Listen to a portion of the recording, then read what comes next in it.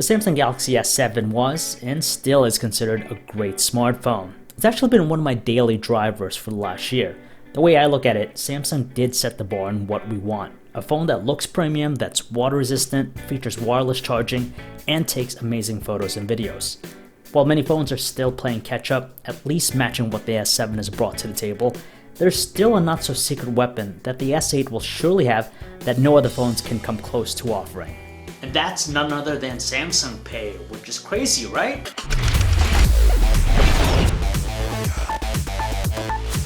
It's seriously an underappreciated feature when you think about it. Samsung Pay is without a doubt the most underrated feature that the S8 will offer. Compared to other mobile payment solutions out there, I find Samsung Pay to be the most reliable. Nowadays, the success rate is almost guaranteed and significantly higher than, say, Apple Pay or Android Pay. Most payment terminals have NFC connectivity, which is used to initiate your payment. However, in the instance that it's not available, the Galaxy S7 and most likely the S8 will then fall back on their Magnetic Secure Transmission, MST for short. The magnetic coil embedded inside the Galaxy S7 generates a dynamic magnetic field, effectively mimicking the magnetic strip found on your credit cards and debit cards. Okay, so even though it hasn't been confirmed yet, and this is just all speculation, you could surely bet that the S8 will have Samsung Pay.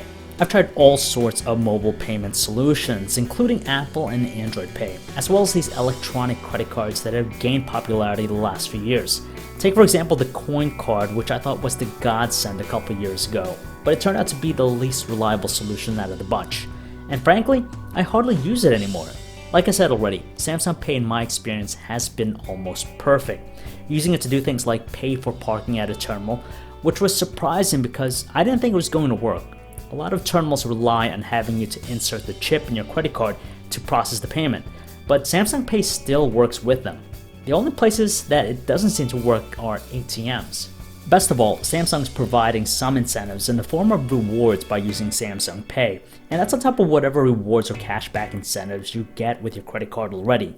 So while other phones catch up to meet what Samsung has done with its flagships, including its upcoming one in the S8, there's still no one else that can touch what they're doing with Samsung Pay.